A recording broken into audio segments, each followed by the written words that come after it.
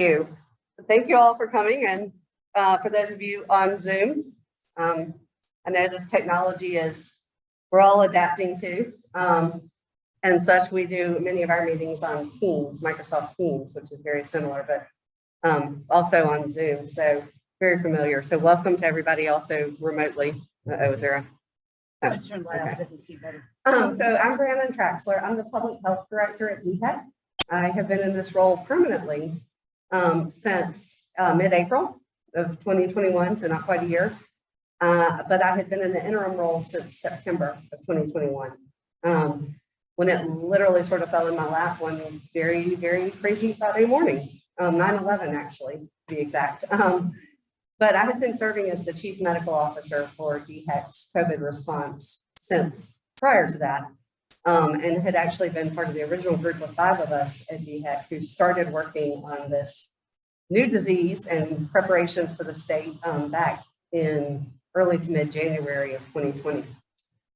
So I think a lot of folks don't realize that officially we start counting on the Monday after the first cases were detected on a Friday evening in South Carolina.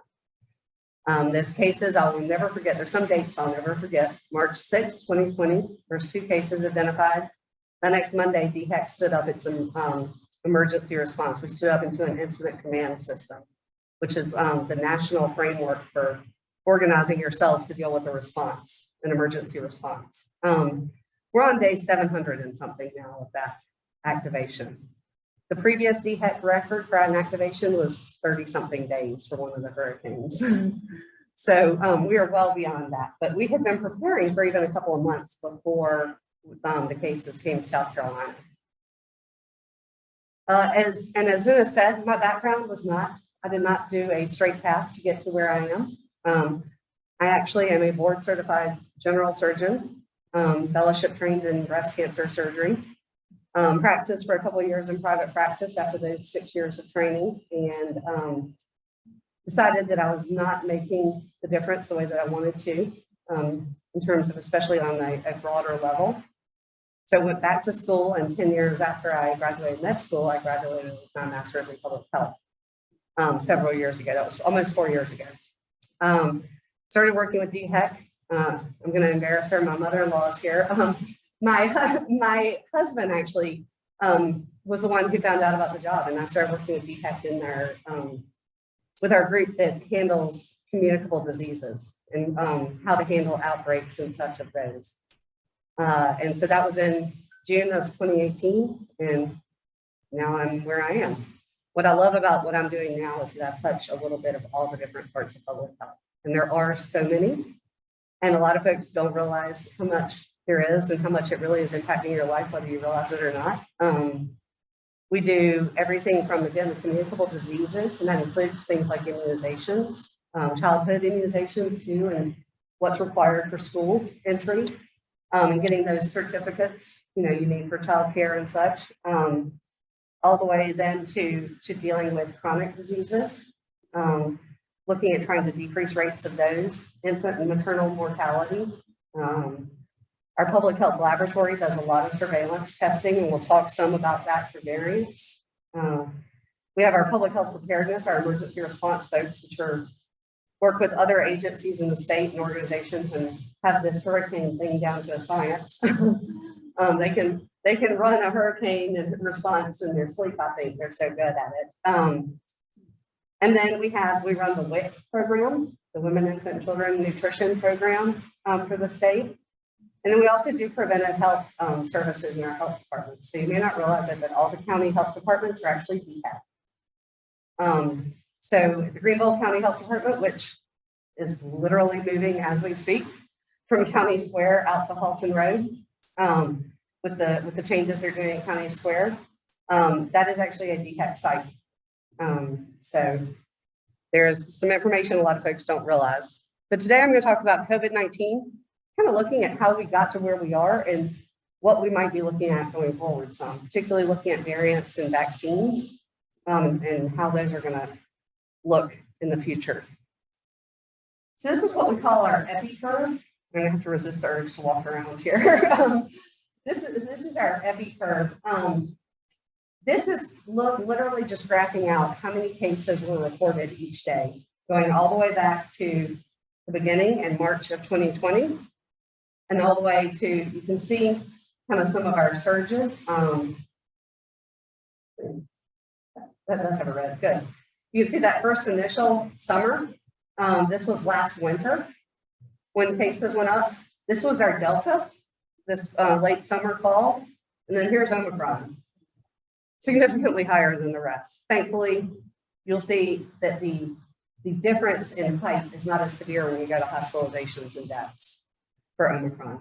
But this is where we are. This green is a moving 7-day average. So we have come down quite a ways from where we were, but we want to get back to here where we were early this summer, if not lower. But we're well on our way and we're dropping. We just had our 4th week of about a 40 to 45% drop in cases when looking at by week. So that is encouraging, and I hope it continues that way. This is looking at hospitalizations, and the adults are the green or teal or blue line. Pediatrics are the purplish pink. And so you can see there's not that dramatic of a difference with the Omicron here, this last bump, compared to Delta or even last winter. And that's because this variant, this Omicron variant, while it had a lot more mutations, and there was certainly a lot of concern when we didn't know much early on. My mother-in-law can remember me being on calls. We were in Virginia in the mountains, Thanksgiving weekend, and I was sequestered away taking calls and being on calls with the CDC and so forth, learning about this new variant, and that was concerning because it had so many mutations. Thankfully, while it certainly is more contagious, its transmissibility is higher, so it infects more people. It's not as severe. It doesn't cause as severe a disease. And so that's why looking at these numbers and hospitalizations is good. And you can see that the children have increased from last winter to Delta to Omicron.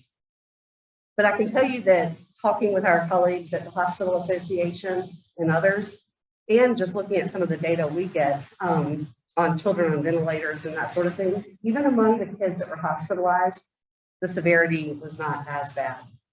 They might have had to be hospitalized, but they might not have needed to be on a ventilator or an ICU. The length of stay was shorter also. And this is looking at deaths. Deaths are what we call a lagging indicator. So you're not going to, if you try to overlap the two prior curves and this one you would see the peaks would occur after the other. So you would see the cases first. The hospitalizations would maybe be a few days later, but not much later. The deaths on average are about 2 weeks later, where we see those increases. Thankfully, though, again, you can see that our peak of Omicron is still not as severe as Delta or last winter. And so while we have gotten more transmissible, we've seen more cases and even more hospitalizations with Delta and then with Omicron variants, you're not seeing as many deaths, thankfully. And a lot of that is due to the development, as we'll talk about, of vaccines and also of treatments that are effective against COVID-19. And so this is, again, just looking, this is most recently, so this is where we're aiming for. This is last summer, like early summer, June, maybe. This is where we've been, so we're right here. So we are dropping rapidly, but we still want to get lower. And we'll talk about to get to that really kind of endemic, where it's at a level we're comfortable with it, being. Same with hospitalizations. Again, this is, I made y'all look at the bigger one to emphasize my point, but this is just looking, we still have a ways to go with hospitalizations to get down to that low point. And same with deaths. And I will tell you that looking at the deaths, again, being a lagging indicator, this one for last week is not going to stay that low, because we still have ones from last week being reported. So that will increase. Again, that's part of being a lagging indicator. But when you're looking at the measures of severity, as we'll talk about in a little bit, that's really kind of more where we're headed in terms of looking at Omicron, looking at COVID-19. Really the hospitalizations are the more real-time ones. So what impacts those ups and downs? We've kind of been on a roller coaster. So what's making us go up and what's making us go down? I promise it is not that we're adrenaline junkies, okay? We are not wanting to be on it to have this downside. So early on, all we had were what we call non-pharmaceutical interventions.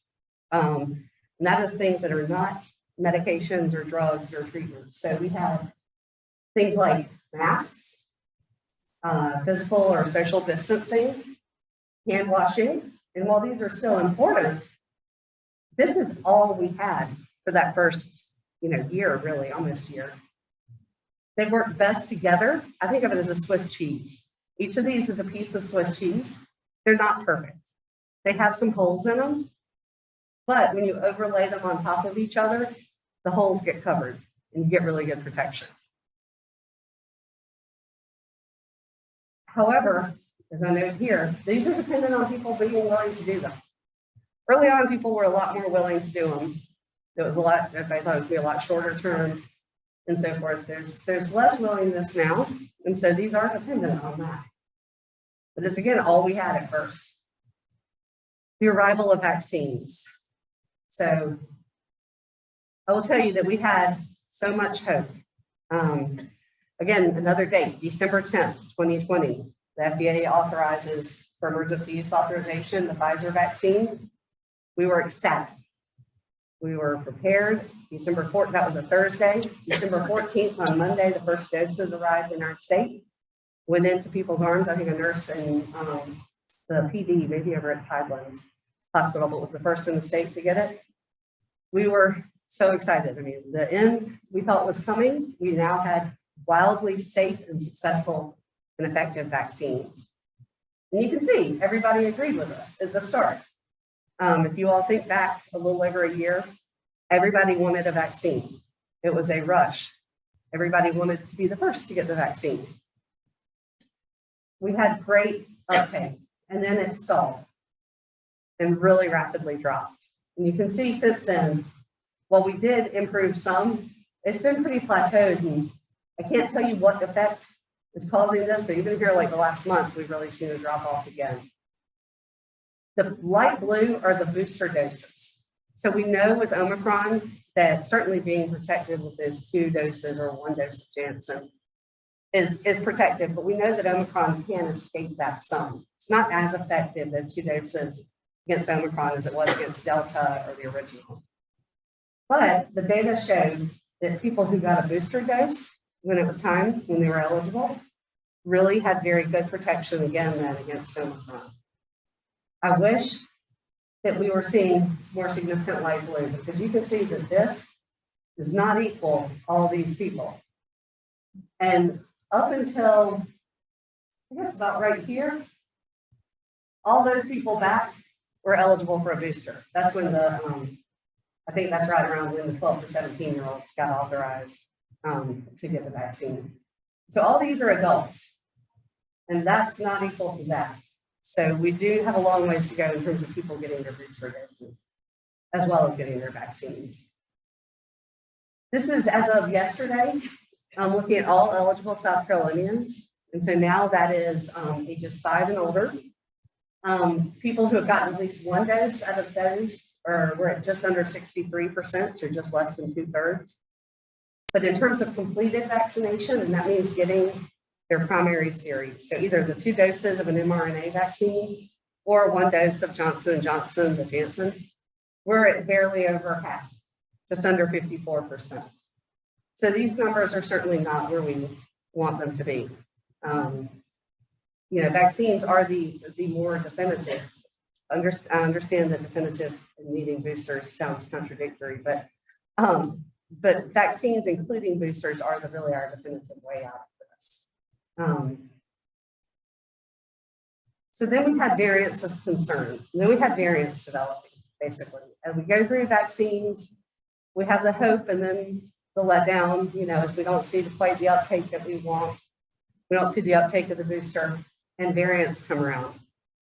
And I am not a virologist, but I know enough about viruses to know how they behave. And my saying that I always tell my team is that viruses mutate to live and live to mutate. So if they are being passed around in the community or anywhere enough and are being able to infect enough people, they're going to mutate. They're always testing mutations to see if it makes them better and stronger. So they get passed around, the more they get passed around and can infect people, the more opportunities they have to mutate. And, you know, those of us, even not virologists, knew that we were not seeing vaccine numbers as high as we would need to prevent mutations from happening. And you get enough mutations and you get them in key parts of that virus where it affects how easily it can infect somebody, how easily it's spread, whether or not the vaccines are protective, whether or not treatments are protective, all of that, you get variants. Variants are basically, you can pick up from like strains. So, you know, we have strains of the flu. Those are basically variants of the flu. Variants of concern are ones that the CDC designates based on those pattern of mutations and what they're seeing in real world data of people getting infected with that variant. They're ones that are concerning either because they're more easily spread, they cause more severe disease, or they can escape the vaccines, or some combination. So Delta was our variant of concern, our VOC. It was really our first big wave due to a variant. You know, big surge in cases back in the late summer, early fall. Things calmed down. Unfortunately, though, we didn't see vaccination rates increasing as much as we wanted. So that's when Omicron came around. Again, back at Thanksgiving. It was reported right before Thanksgiving, I think, from South Africa and Botswana, I believe, was the other case. The data came out. I mean, we don't know. We have to wait and see when it first emerges. What is it doing to people? You have to have that data to know. They can look at it in a petri dish. We can get some information from how it behaves in a petri dish and in lab experiments, but really what we want to know is how is it going to behave in people. And so Omicron was not, thankfully, as traumatic and as horrible as I think it could have been based on the numbers, you know, 30 or 50 new mutations, 30 of them in the spike protein. I mean, there are various things that could be concerning. However, viruses do, not always, they tend, though, as they mutate, to become more easily spread, but cause less severe disease. And so Omicron matched that. That is not a guarantee. Do not quote me on that if we have another variant that doesn't follow the rules, because if anything, the SARS-CoV-2 virus and COVID-19 have not played by any rule book this entire pandemic. It's very frustrating. But in general, viruses, as they mutate, those variants tend to become more easily spread or less severe disease. And you think an example kind of would be maybe the common cold, getting to that point. Many common colds are caused by a different coronavirus. So that is the hope, that we're going to continue to have variants, basically. They're going to become maybe, even if they become more easily spread, they get milder disease. And that the vaccines retain activity in it. So BA2, you've probably read about, is the Omicron subvariant. These things, it's kind of like genealogy. I don't know, does anybody in here do genealogy? My dad did it growing up, and so I still keep it up. So you have lineages. So Omicron was also kind of, it did not build on the mutations of Delta. It did not come from the Delta lineage. So it was not a subvariant of Delta. It went back to that original and created its own set of mutations. That's why also it was worrisome. Because it kind of came about with its own lineage, and it now then has subvariants. BA2 looks, and there's different studies, again, we don't have a ton of data in the real world with it right now, other than I believe it's Norway, it's either Norway or Denmark. But they are having it. It looks like it might be more easily spread, but it's continuing the trend. But at least it's not causing more severe disease. If anything, it's looking like about the same severity as the original Omicron. We've detected a couple of cases in South Carolina based on the sequencing that we're doing. But again, and that was a week or 2 weeks ago. Whole genome sequencing is how we look for variants. It's a type of lab study, and they literally map the entire genome, all the DNA of that virus.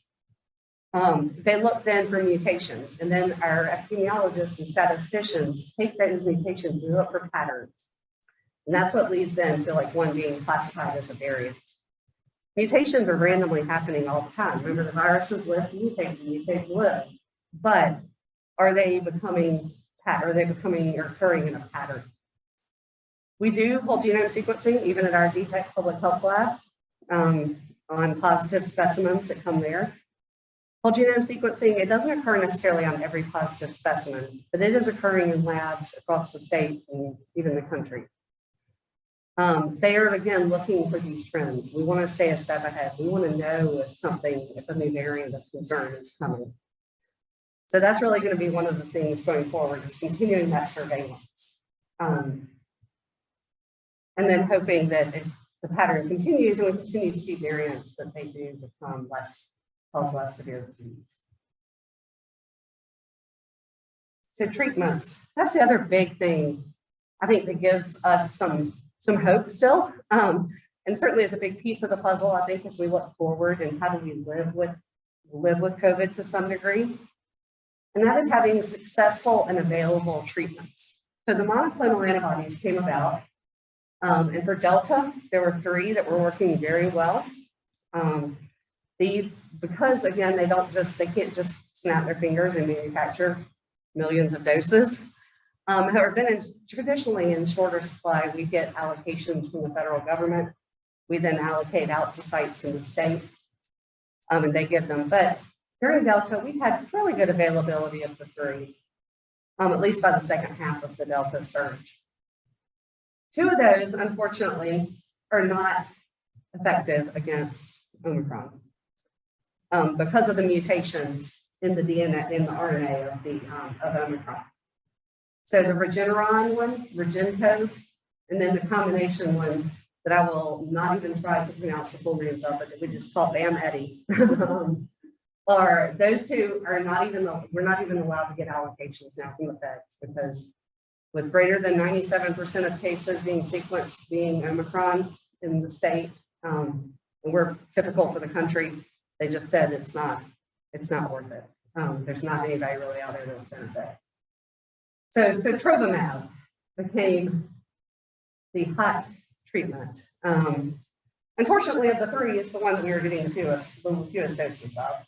Again, because of manufacturing, it's not South Carolina's not getting slighted. This is not a political game. I've seen their formulas, I've seen their calculations, I've seen the charts that every state gets. But I just saw one, we're getting less than 1,000, I don't remember how many, but less than 1,000 doses this week into the state of Trovimab. So as you can imagine, during Omicron, that has had to be reserved for the highest of the high risk folks. Bebtelovimab, which I pronounced correctly, that I'm very hopeful will become Bev soon, is the newest one. It was a surprise authorization. We did not know that it was necessarily in the works, and my incident commander and I keep a pretty good eye on what's kind of coming out of the pipeline. So, but Bebtelovimab got an emergency use authorization, I guess about a week and a half ago. And looking at it, the data is not as strong and it's not as convincing as it is for Trovimab. Just probably why the FDA's emergency use authorization says it's only to be used if nothing else is available. But so I refer to it came out right for the Super Bowl. So I started referring to it as a Hail Mary MAB, monoclonal antibodies, we abbreviate MAB to MAB.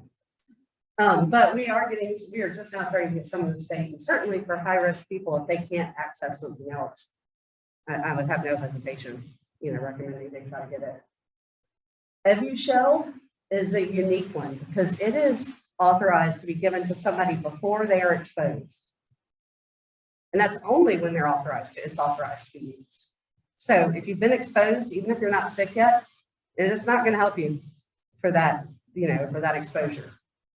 So it's called, we call pre-exposure prophylaxis or PrEP.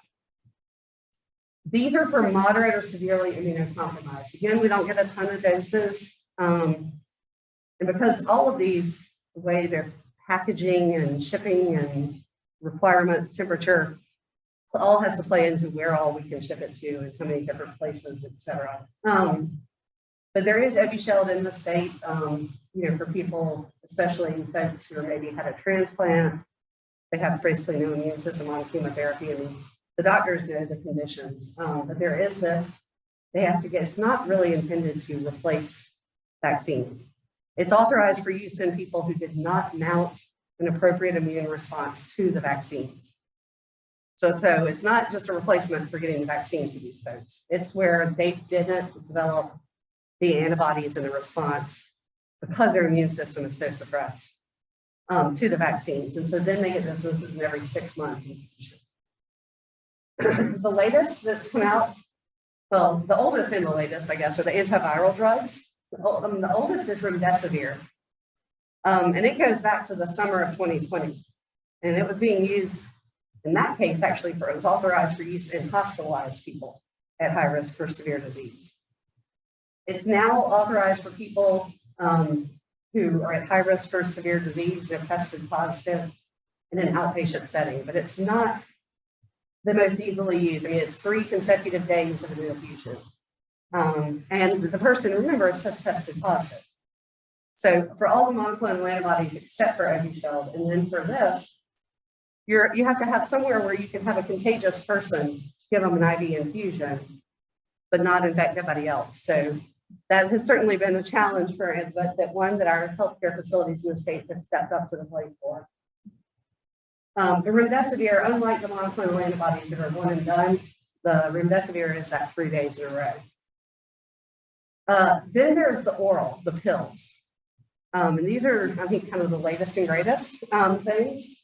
There's 2 of them that a day apart or 2 days apart got their authorization. Molnupiravir is a Merck drug, and I don't know why they haven't given it a fancy, easier name, but Paxlovid is Pfizer's version of the pill. These each have some unique challenges other than just their low availability, which I'll talk to, but molnupiravir is a mutagen. So if somebody is pregnant or looking to become pregnant in the very near future, they cannot take molnupiravir because it could cause problems with the baby. Paxlovid it's a combination of 2 antivirals. One of them actually has some medications that it'll interact with. So you can't just pass out scripts for these on the corner for people with positive test results. This really has to be a conversation with somebody's doctor who knows what other medicines somebody's on, et cetera. The Paxlovid in particular works extremely well. 89% reduction in chance of getting severe disease, meaning hospitalization or death, for these high-risk people if they take it. Molnupiravir is down to about a 39–40% reduction. Still better than nothing, certainly. Not as good as the Paxlovid. Paxlovid, we get, I think we're up to about 1,200 doses every 2, or patient courses every 2 weeks. As you can imagine, during the Omicron surge, it started out at 800 doses every 2 weeks. That was not going very far for 5.1 million people in the state. But we have worked with pharmacies, worked with our federal partners, and tried to get it around the state as much as we can. I have heard of people who have gotten all of these, but including the pills, and they've worked well. But just know that this is not easily necessarily obtained. And so for that reason, please do not go for either of these and try to have it, get a prescription filled and have it on hand. That certainly is not something that we're recommending. And we're actually recommending very strongly to providers not to do that. The Paxlovid in particular, unfortunately, is complex to manufacture, like chemically, one of the components. So that's why it's just going to take a while for the availability to slowly increase. So we're seeing the increases, just slower than you'd like back when we were in the peak of the Omicron surge. So where do we go forward? So everybody's heard about this becoming endemic. So first of all, these are CDC definitions. For epidemic is an increase in the number of cases above what's normally expected. So if you normally expect 1 case per 100 people in a town, and suddenly you have 5 or 10, that could be an epidemic. Especially if it's sustaining for more than just 1 day or so. Pandemic is when you get that epidemic that's spread. So obviously, COVID is a pandemic.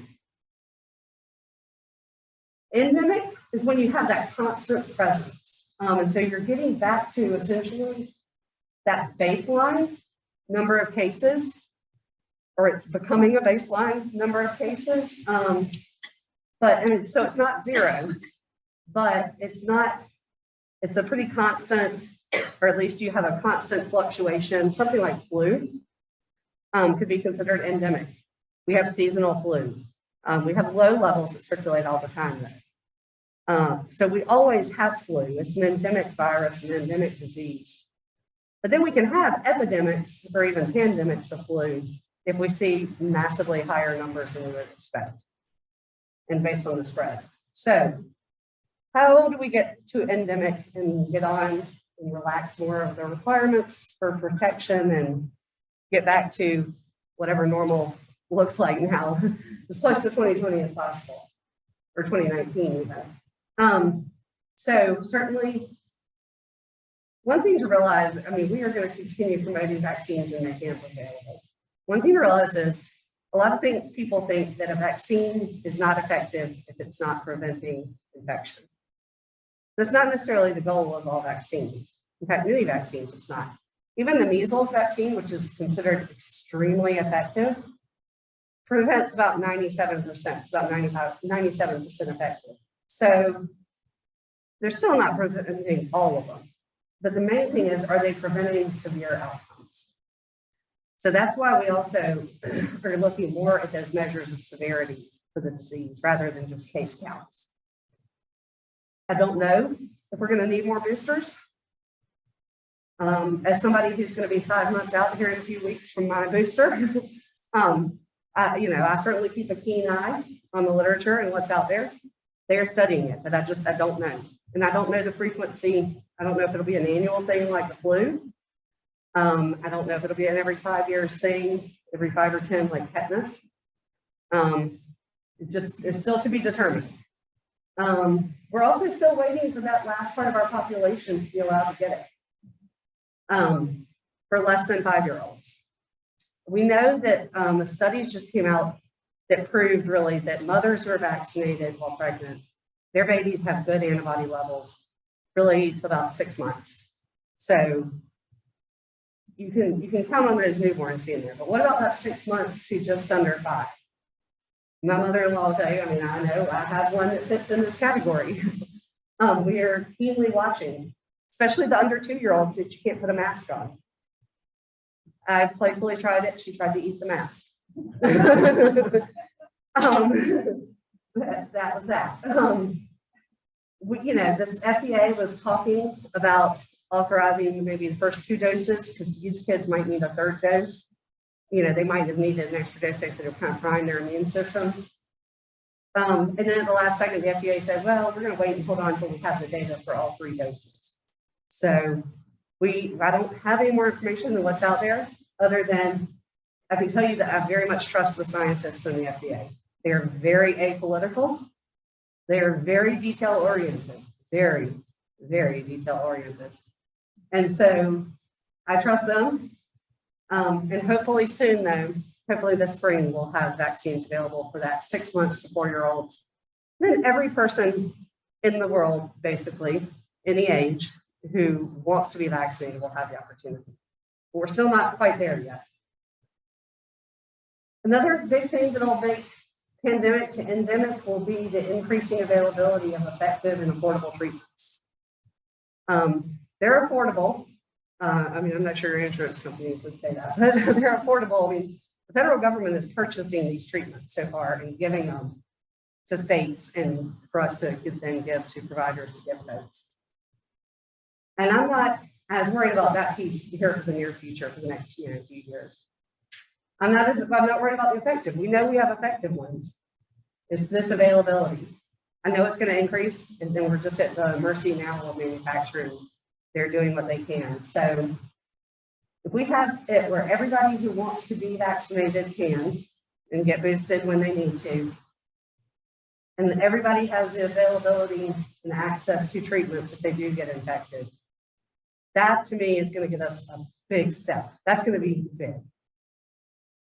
That, of course, goes along with the number of cases and and even more importantly, the number of hospitalizations and deaths that are occurring.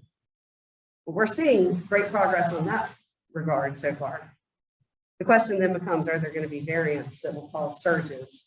And how severe of the illness will those cause? And that just is to be determined. That's where my crystal ball was unfortunately shattered. Of course, part of this is also not just dependent on South Carolina or even the United States, but it is worldwide. And with the availability of air travel, especially if something increases in its ability to be transmitted, it just takes somebody getting on a plane, from an international flight.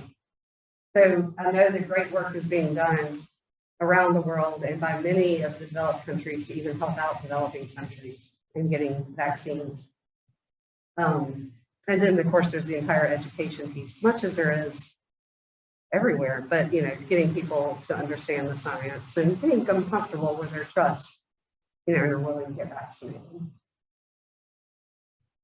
Some of our kind of strategy for shifting the endemic in South Carolina, we just came out on Friday with an announcement about changing some of our testing strategy. Again, this is in response to those factors I was just talking about as we see this shifting towards endemic. So we came out with really two changes: the type of test and who should be tested. The type of test, y'all are used to the PCR. It's what we've all been preaching as the gold standard for the last 2 years. Rapid antigen tests, even at-home ones that you do yourself, have improved greatly in access, availability, and in accuracy. They're never going to be as good as PCR, but they're getting much closer.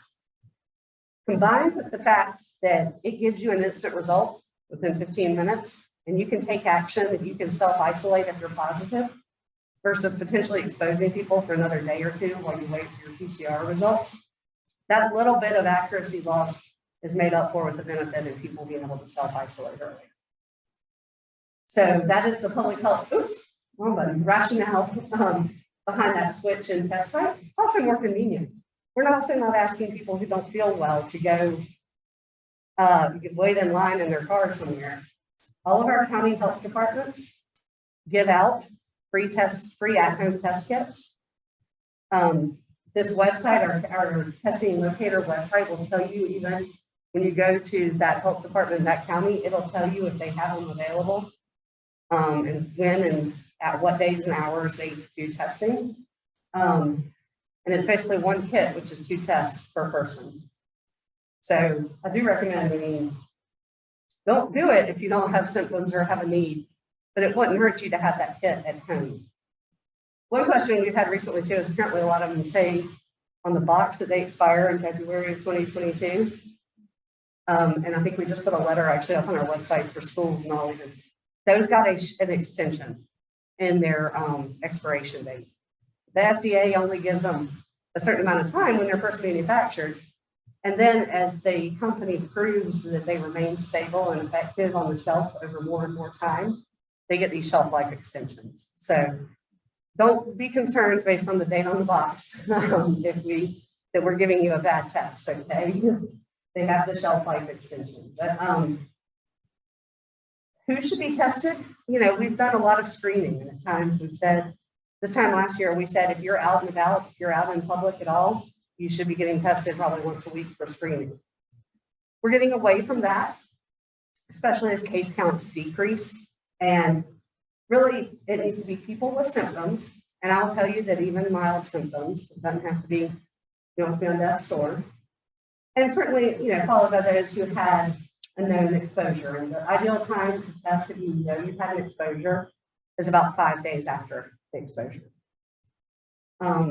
But so we aren't really recommending it just for screening or whatnot anymore. For people with symptoms or known exposure. No universal contact tracing. If you don't get called, if you're positive, don't be concerned. We have information on our website. We're telling folks, self-isolate for at least 5 days after your symptoms developed. And then if you're getting better, After 5 days and you're not having fever, you can come out into the world, wear a mask for the next 5 days. I have, I think, one slide left because I know it's question and answer time. Data reporting, we're going to be changing that in mid-March. So I'm giving you a heads up. We're going to be going more focusing on these measure of severity more than case counts and looking at weekly trends. I told you that's what we're already been looking at rather than day to day. We're going to continue encouraging providing access to vaccines. You can look at our Vax locator for that. And then again, the surveillance. Like I said, we're always going to be doing surveillance, including looking for new variants. With that, questions? Okay. Questions?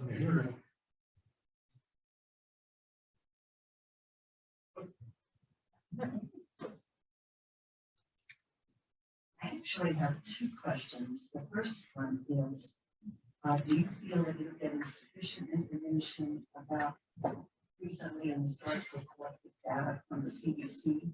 I've heard that there are problems with how much information the CDC has been reported.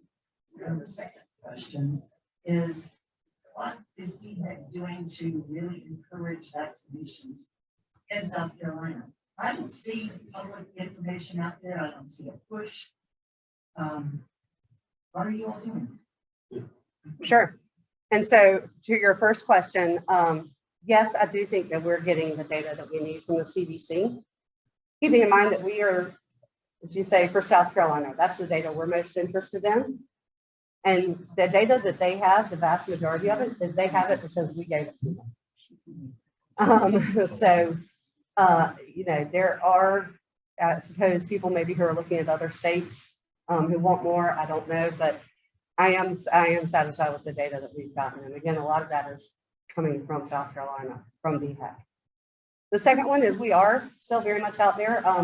When I passed on the Church Street Bridge just yesterday, I can tell you I saw one of our billboards on the changing billboard thing.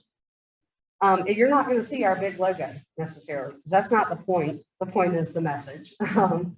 Yeah, one area that we're still seeing has a huge needs are the 5 to 17-year-olds even. You know, we're looking into the percentages in the teens of them who are eligible who have gotten vaccinated. So you'll see these billboards and they'll say like, you know, how can you protect your child, or, you know, talk to your kid's doctor to protect them about COVID-19, those sorts of things. I mean, we're doing that message. We have numerous different campaigns going at all times, and so you might not know that they're DHEC though, because again, that's not the focus necessarily. Okay, we have a question from Zoom. Can I just read that one? You can read out loud. How long can an N95 mask be used if it's allowed to sit in open air between uses? There's two questions. And so for that, technically, it's to be used once. N95s are made to be disposable. You know, that's what their standards are for, etc. If it is not visibly soiled, you know, there are different recommendations out there. I certainly would not do it more than, you know, a few, 3-4 days maybe. Again, looking at the integrity of it, but it still is going to lose some effectiveness each day. So it depends on the willingness, basically, of accepting what risk, you know, level. If the new BA2 variant is so contagious and so damaging, why aren't we seeing surges in cases and hospitalizations? So we do know there's some BA2 in South Carolina, but it's not, I mean, by far and away, we're still seeing the original Omicron, you know, as 97+%. BA2 may be more contagious, but I have not seen any peer-reviewed concrete data to say it's more severe. So it's still early in terms of real world data coming in, but so far I'm not seeing that. So those are the two reasons. Do you see any evidence or any suggestion that we'll be getting a second booster? And I'm like you, I'm like 2 days away from my 5-month period. And I'm a lot older than you are. I'm 90. So I worry about the fact that my immunity is probably on my down, and I'd like to get another booster. Sure. So I am not hearing anything, you know, about when we might expect expect a recommendation for another booster, which tells me it's probably not going to be tomorrow. There was a study that recently came out, I believe it was preprint, so has not been peer reviewed and all, that shows that you do lose protection against infection over time, but that protection against severe illness maintains very well with these vaccines. And remember, that's the goal of the vaccines, is not necessarily to keep you from getting cold-like symptoms, but it's to keep every person from getting severe disease. So it's looking like it's holding up very well in that regard so far, but we will certainly do very big campaigns and pushes if that were to change with the board and even another booster. Okay, we have time for 2 more questions. Okay. I've had both vaccines plus the booster. I have a letter from my doctor saying that I recovered from the case that I wasn't supposed to get because I had been vaccinated and boosted. With that letter, what sort of hassles am I going to run into when I try to go to Europe in March? So first of all, going back to the vaccines, remember, Is it No, your- I only go to free countries. So remember we were just talking, the vaccines are they're not necessarily meant to prevent any infection, they're meant to prevent severe ones. So I can't speak to what, Europe's requirements are going to be. I'm more concerned with coming back. The CDC seems to be the one that's Correct. And at this time, I honestly, I can't tell you a month from now because, things are dropping, the cases and all the measures are dropping very quickly. So I don't feel confident necessarily even that what's in place now will be in place then. Okay, last question. I've heard that testing wastewater indicates COVID. Do we do that in the state of South Carolina? And why is it we do not hear about that? Sure. So we do test wastewater. I remember actually in the very first month of cases in South Carolina saying, I gave a thumbs up from a public health perspective for our environmental team to start working with the University of South Carolina and doing testing on wastewater. And I think some people that knew that then were thinking they and I were a little crazy because why test wastewater? But you're right, finding remnants of the virus there can indicate if it's in the community. We are doing testing. We're going to increase testing. We don't talk about it a lot, and I will tell you why. I suspect because people don't like to think about wastewater in particular. I'll be honest though, and it is. I would say that it is a more surveillance strategy. So it's one that, as we become endemic, is going to become a bigger and more important role. So. Just one more thing, and that is that the mask, the N95, which is being distributed by all drugstores for free per family. Most Okay. drugstores. Not, I don't know that all of them, but a lot of them. A lot of them. I got mine at Eagles. Is it an N95 or an AN95? They are passing out N95s. This is from the federal government. You can also get 4 free tests mailed to your house. In addition to the one from our health department by going to covidtests.gov. Thank you so much. Thank you.